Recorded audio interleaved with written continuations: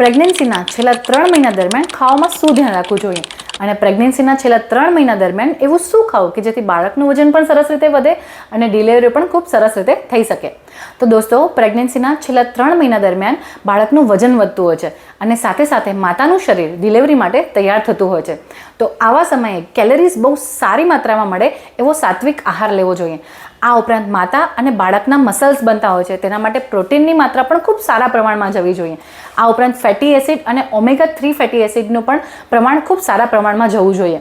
તો ચલો જોઈએ કે એના માટે ખાવામાં કઈ કઈ વસ્તુનું ધ્યાન રાખવું જોઈએ. સૌથી પહેલાં છેલ્લા 3 મહિના દરમિયાન બાળકનું વજન વધે છે તેમ તેમ આપણા સ્ટમક ઉપર પ્રેશર આવતું જાય છે. એટલે આપણને જે પણ ખાઈએ છીએ તે ઉપર આવતું હોય એવું લાગે છે. તેના માટે પ્રેગ્નન્સી સમયે છેલ્લા 3 મહિના દરમિયાન ખાસ થોડા સમયે થોડું ખાવું જોઈએ જેથી પેટ એકદમ ભરેલું ન લાગે. નંબર 2, આપણે જ્યારે પણ ઉઠીએ છીએ ત્યારે સૌથી પહેલાં બ્રેકફાસ્ટ લેવું જોઈએ અને આ બ્રેકફાસ્ટ થોડો હેવી હોવો જોઈએ.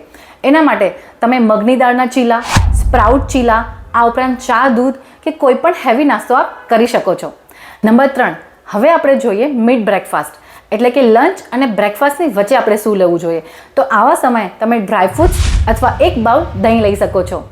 હવે આપણે જોઈએ કે લંચમાં આપ શું લઈ શકો છો.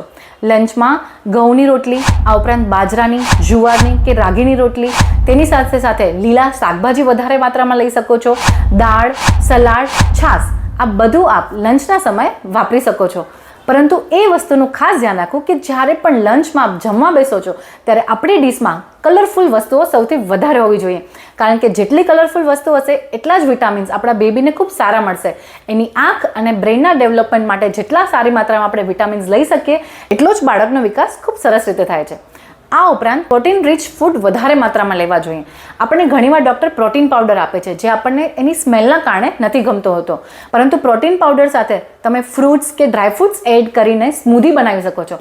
જે સ્મૂધી ખૂબ જ ટેસ્ટી પણ લાગે છે અને એમાં સાથે સાથે આપ ફ્રૂટનો પણ યુઝ કરી શકો છો જેથી ફ્રૂટ્સ અને પ્રોટીન પાવડર સાથે મળીને એક સરસ મજાનો રેસિપી તૈયાર થઈ જાય છે. હવે આપણે જોઈએ ઇવનિંગ સ્નેક્સ. ઇવનિંગ સ્નેક્સમાં આપ ફ્રૂટ જ્યુસ લઈ શકો છો. પરંતુ મારું કહેવું એ છે કે વધારે માત્રામાં જ્યુસ કરતાં ફ્રૂટ્સ લેવા જોઈએ. કારણ કે જેટલા તમે ફ્રૂટ્સને ચાવો છો, ચ્યુ કરો છો એટલા ફાઇબર્સ તમને વધારે માત્રામાં મળે છે જેથી તમે કબજિયાતથી દૂર રહી શકો છો. અને આ ઉપરાંત રોસ્ટેડ ચણા, મખાણા, પોપકોર્ન આ બધું પણ આપ ઇવનિંગ સ્નેક્સમાં લઈ શકો છો. હવે જોઈએ ડિનર વખતે શું ધ્યાન રાખવું. સૌથી પહેલાં તો આપણું ડિનર સુવાના 2 થી 3 કલાક પહેલાં હોવું જોઈએ અને ડિનર હંમેશા લાઇટ લેવું જોઈએ જેથી પેટ વધારે ભારે ન લાગે. આના માટે આપ ડિનરમાં સૂપ્સ લઈ શકો છો. આ ઉપરાંત પનીરનું સબ્જી કે રોટલી લઈ શકો છો. પરંતુ એ વસ્તુ ખાસ ધ્યાન રાખવી કે પેટ એકદમ ભરાઈ જાય એટલું ન ખાવું જોઈએ. અને લાસ્ટમાં જ્યારે આપ સૂવા જઈ રહ્યા છો એને થોડો ટાઈમ પહેલાં આપ દૂધ વાપરી શકો છો. દૂધમાં આપ કેસરના 2-3 તાંતણા ઉમેરી શકો છો. આ ઉપરાંત હલ્દી પણ ઉમેરી શકો છો. તો આ રીતે તમને રાતના પછી વધારે ભૂખ નથી લાગતી કારણ કે આપ દૂધનો ઉપયોગ કરી રહ્યા છો. આપણે જોયું કે ખાવામાં શું ધ્યાન રાખવું જોઈએ અને હવે આપણે જોશું કે છેલ્લા 3 મહિના દરમિયાન એવી કઈ વસ્તુઓ છે જે બિલકુલ પણ ન ખાવી જોઈએ. સૌથી પહેલાં તો જંક ફૂડનો બિલકુલ જ અવોઇડ કરવા જોઈએ. આ ઉપરાંત તીખી તળેલી વસ્તુઓનો ઇસ્તેમાલ ઓછો કરવો જોઈએ. આ ઉપરાંત જેમાં પણ કેફીન વધારે હોય જેમ કે કોફી, ચા, કોલ્ડ ડ્રિંક્સ આ બધાનો યુઝ ના કરવો જોઈએ અને શુગરી વસ્તુ બિલકુલ દૂર જ રાખવી જોઈએ. તો આપણે જોયું કે શું ખાવું જોઈએ અને શું ન ખાવું જોઈએ. હવે આપણે જોઈએ જ્યારે તમે 3જા મહિનામાં ખોરાક લઈ રહ્યા છો ત્યારે કઈ વસ્તુનું ધ્યાન રાખવું જોઈએ. સૌથી પહેલાં તો આપણી ગુજરાતીમાં એક કહેવત છે, જેવું અન્ન તેવું મન. એટલે આપણે વિચારીએ કે જ્યારે પણ આપણે અન્ન લઈ રહ્યા છીએ એ આપણા બાળકના સારા વિકાસ માટે છે એવું વિચારીને જ અન્નનો ઉપયોગ કરવો જોઈએ.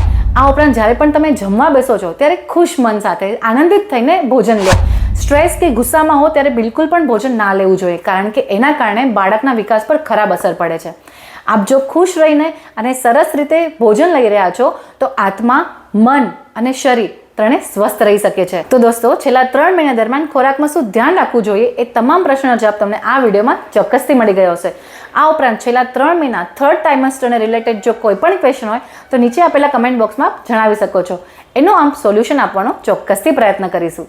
પ્રેગ્નન્સી પ્લાન કરી રહ્યા છો તો અમારા પ્રી પ્રેગ્નન્સી પ્લાનિંગ વર્કશોપમાં આપ જરૂરથી જોડાઈ શકો છો. જેમાં આપ શીખશો યોગ, ડાયટ, જરૂરી હેબિટ્સ, ડેલી રૂટીન કેવું હોવું જોઈએ અને હસબન્ડ વાઇફ વચ્ચેનું ટ્યુનિંગ. આ બધું અમારા આ વર્કશોપમાં તમે ચોક્કસથી શીખી શકશો. અને આ ઉપરાંત જો આપ પ્રેગ્નન્ટ છો તો અમારા ગર્ભ સંસ્કારના વર્કશોપમાં પણ જરૂરથી જોડાઈ શકો છો. અગર આપ સુરતમાં છો તો અમારી સાથે ઓફલાઈન પણ જોડાઈ શકો છો, અને સુરતના બહાર છો તો અમારા ઓનલાઈન વર્કશોપમાં પણ જરૂરથી જોડાઈ શકો છો. કોન્ટેક્ટ કરવા માટે નીચે ડિટેલ્સ આપેલી છે, તમે જરૂરથી સંપર્ક કરજો અને અમારી સાથે જરૂરથી જોડાજો.